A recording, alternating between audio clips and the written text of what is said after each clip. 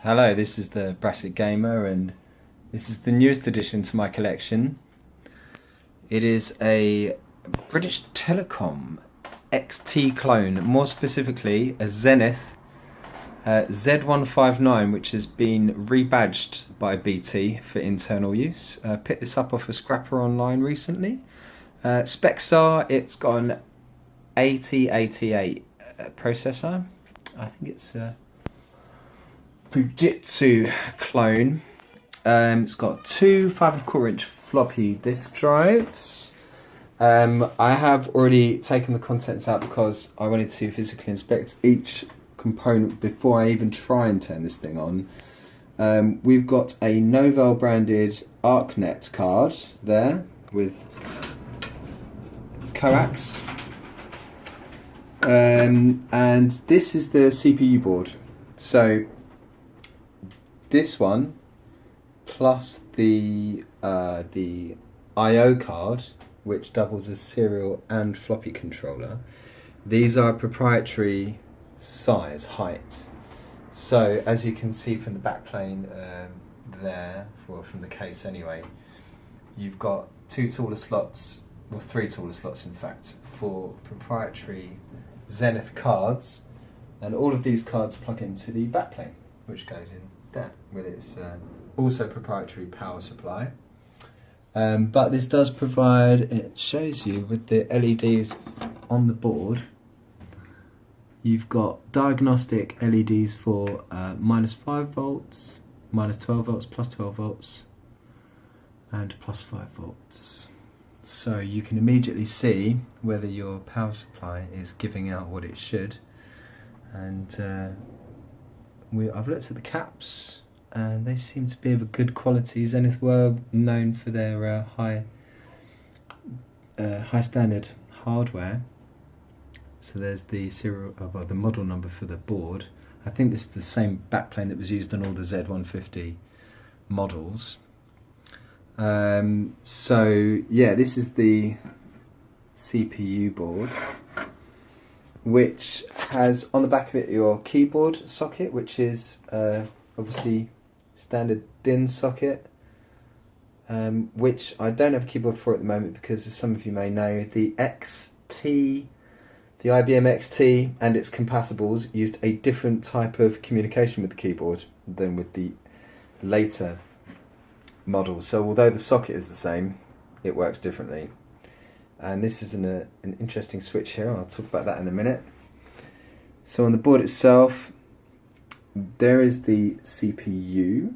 So if we flip around here, you can see that is a Fujitsu MBL 8088-2, which means it can run at 8 MHz, which is obviously faster than the 4.77 that the original Intel model could do. Socket for a CoPro, which I don't currently have, probably you won't need. Some jumpers for various configuration options such as floppy disk drive, that kind of thing. And as you can see, this is an 8/5 MHz CPU board, and that's what this switch is for. It's like a turbo switch, so you can select the speed of the computer. So that's useful. And this is the RAM card. Now, in earlier models of the Z150, the RAM was on the system board, and the floppy, well, the I/O card also integrated CGA graphics to be compatible with the IBM. Now this particular computer, where is the? I haven't got it. Don't know where it is. Came with EGA graphics, just a kind of unimpressive Paradise. Oh, there we go. So this is the EGA card that came with the computer, which is one of the options for the Zenith Z-159 Model 12. So that specifically had 2 floppy drives and EGA. As you can see, you've got your DB9 and 2 composite outs, and I'm guessing dip switches for options and stuff. There's a feature connector there as well, and it is a lowly Paradise chipset. I think Paradise was the first chipset I had on my 386. Obviously, that would have been VGA. But anyway, this is the RAM card. So this has the banks of RAM for conventional memory and also EMS. So yeah, it's a step above the standard. Well, the original Z-150 came with 128k of RAM, as far as I recall. Whereas this one, you can choose between 640 or 512k of RAM based on the dip switches. So all these boards look in really good condition. There's nothing I need to do with these.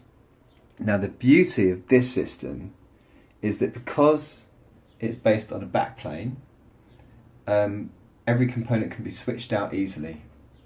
So you can replace the CPU board. This is why big manufacturers like, big companies like the government and BT and military like these boards, because they're easy to maintain. You take out a card, chuck in a new one. You know, it's even got the diagnostic LEDs on the CPU board for ROM-RAM, interrupts, disk, etc. So very easy to maintain, despite the proprietary power supply. But you know, they tend to be the last thing that would fail in a computer. Tend to be. I'm not saying they never fail. Of course they do. And you usually take everything else with it. So what I'm in the process of doing is, you can see from the, I mean, even look at the kind of the angle on that is very XT-like, isn't it? But it's actually a smaller profile case than the XT, because they've stacked the 2 half-inch drives on top of each other rather than having them alongside. So it's actually less wide, so it takes up less space on the desk. So it saves money both in desk real estate and the actual cost of the computer.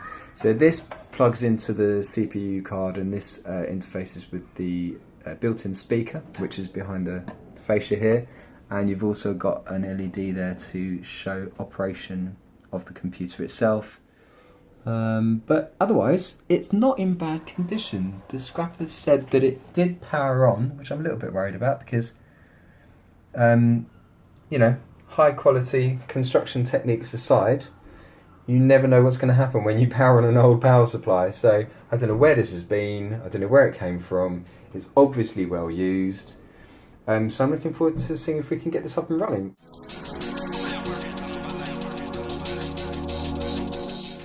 This is about as open as I can get it, without desoldering wires and stuff, which I'm not at all keen to do, if I'm quite honest. It's pretty dusty. It's been sucking in a lot of dust over the years. I could definitely do with a clean up somehow, so I'm going to give that a go. But looking at the caps, they look in pretty good condition, considering no venting, no evidence of leaking. That doesn't necessarily say there isn't any, but yeah, I'm going to try and clean it up as best I can, and then I think once we've cleaned the case, which I'll remove the front and clean up the drives and stuff, and then we should be ready to go. So before we put it all back together again, I thought I'd just take the opportunity to remove the front panel and just give it a bit of a clean up. It's a little bit dirty inside, and it was fairly grubby on the outside as well, but as usual, warm soapy water has saved the day pretty much. I mean, you can see the difference there. Clean bit, dirty bit. So I mean, it's not the original colour it was, because where I removed the LED, you can see the original colour under the glue gun glue that was melted on there, which I'll use to reattach. And also this kind of foam, buffer around the edge has totally degraded over time, so I'm going to remove that, and I'm going to see if I can get some kind of contemporary replacement for it, because it looks pretty grubby. I'm wondering whether this came from a smoker's home or something, because that piece of foam that came off the power supply was also quite nasty and sticky. So yes, we will do what we can. Retro brighting it would obviously be the perfect thing for this eventually, but that's not going to make it work any better. So for now, I think I'll just get it up and running.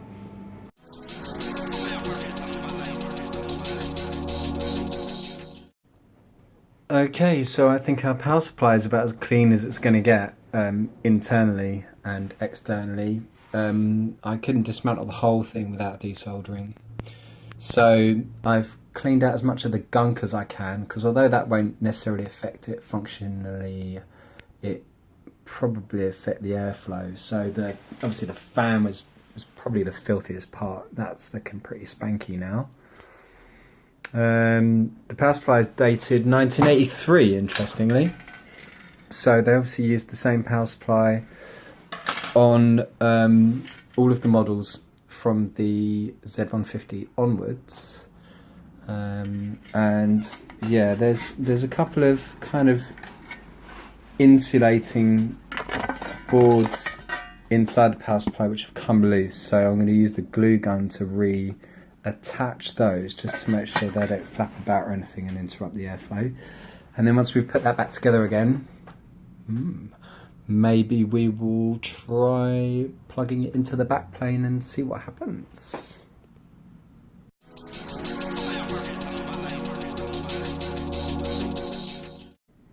Check it out. My backplane be like, ain't nobody dope as me, I'm just so fresh, so clean. Oh yeah. So, oh, missed a bit there. Went over this one. This was the dirtiest board in the system. Not as dirty as my mum, but there we go. We can all aspire to something. So what I'm hoping is, now I can plug in, well, first we must check the voltage selector. It is indeed on 230 volts, and it is indeed off. Oh, I hate moments like this, I really do.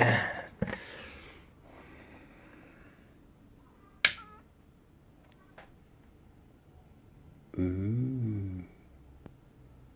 Is the fan working? We have voltage, definitely. Is the fan working? The fan is not spinning, that's not good. So either I've plugged it in wrong, or something else is wrong. So I'm going to have to dismantle the whole thing again. But that's good. Okay, first I just want to do the usual warning about not mucking about with power supplies, because you've got mains voltage going in there. In this case, if you're in the UK, 230 volts. And there are lots of other nasty voltages in there, so just right, be careful. Don't copy me if you don't know what you're doing. I took the fan out and I powered the power supply on, and so the fan works. It's quite possible I hadn't plugged it in properly, because it was a little bit proud of that socket. But I was thinking, oh, why is it not still spinning? But I think it must be, there's a feedback loop from the CPU controller, and it's not going to actually power up unless there is a system present, because I tried it with the backplane and it still didn't spin properly. So right, let's try that, shall we?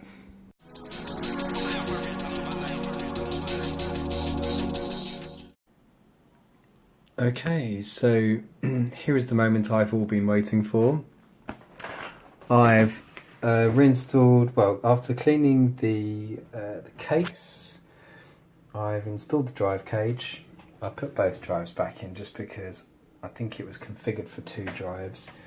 So I don't want to muck about with configuration settings yet. Now, the first thing that happened when I did turn it on with the RAM card in was I got an error saying that it was disk error, bad controller. And I thought, oh, that's fun, because as far as I can tell, you can't switch this card for another one. It expects to find this card.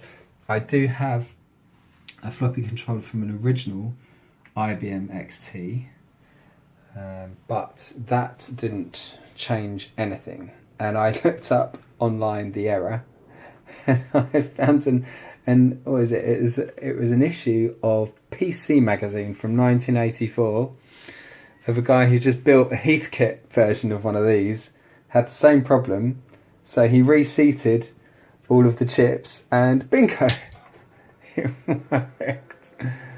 But we have an impasse because the one thing I'm missing is a keyboard.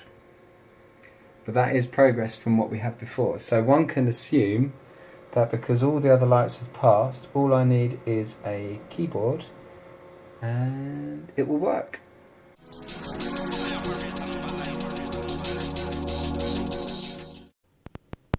Right, well, we've had progress. I have miraculously, it really is a miracle, I found a BT keyboard. I mean, this is bonkers.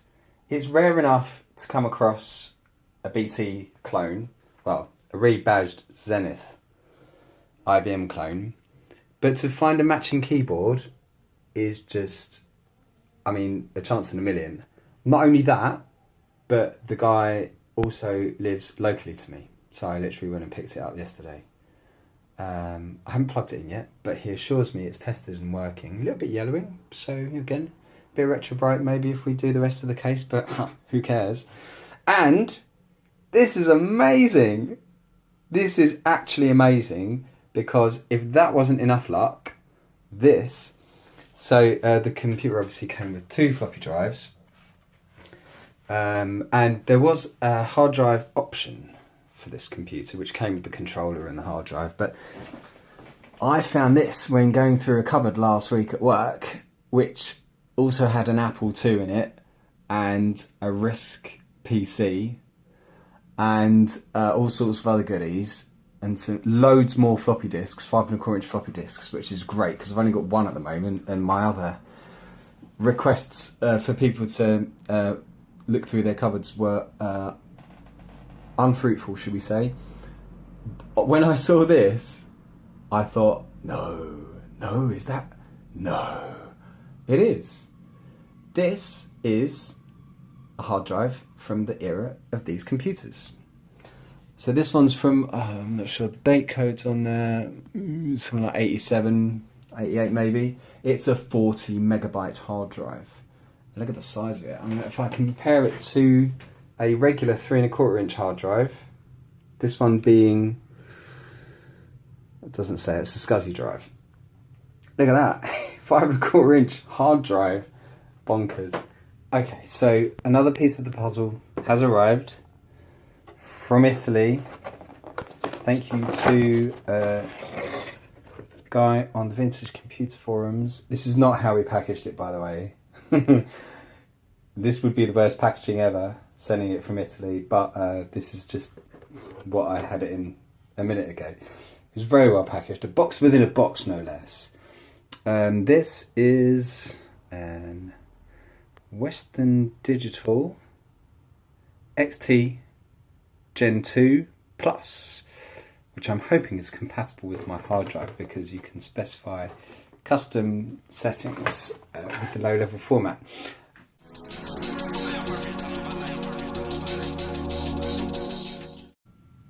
So we've got one for CPU, one for ROM, RAM, interrupts, disk, and ready. So only the ready one should be left on if there are no problems. Nice. And what you end up with is this, which we'll come back to in a moment because I've got to reposition the monitor. So when you start the system up, you've got 3 startup options. One is boot from the floppy disk, one is boot from the hard disk, and the other is boot into the firmware. So unlike the IBM XT, let me just take the brightness down a bit on there. There we go. Unlike the XT, this the Z-100 PC series came with built-in firmware, so that you could debug and do all sorts of other stuff without even having to load an operating system. So, for example, if I load the colour bar, there we go, glorious Technicolor, all 8 colours. They're not even different shades, so I'm not sure what that's supposed to tell me. But yeah, you just type a question mark and it gives you this menu, so you can, you know, you've got your G command, so you can boot programs from firmware. You can output, you can input or fill memory, and also there's a nice little test routine, so that you can test the various aspects of the system. So if we load a floppy disk in, press 1, what it does is it just keeps on reading from the disk until it finds an error, or until you press escape. I was getting quite a lot of errors at first. I'm not sure why. I think it was because the disks weren't very well formatted. It only seems to read from a formatted disk for some reason. Keyboard test. So that's quite handy because obviously if you've got a keyboard that you have not got before, you might want to test out the keys and make sure they're okay. I do like this keyboard. It's better laid out. I mean, it doesn't have its own directional keys. You have to use the number pad for that, so you know, obviously the numlock then comes into play. But I'm liking the function keys on the left there, and I think it is dome based, but here we go, 1, 2, and it gives you the character code up there as well. And I have gone through and tested each key, and it all seems to be fine. So that's kind of fun. Memory test. I'm not really sure what this is supposed to do because it's never done anything more than this.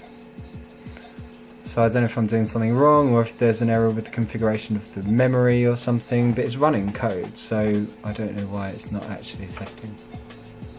And there's something called the startup test, or the power up test rather, which doesn't seem to actually do anything.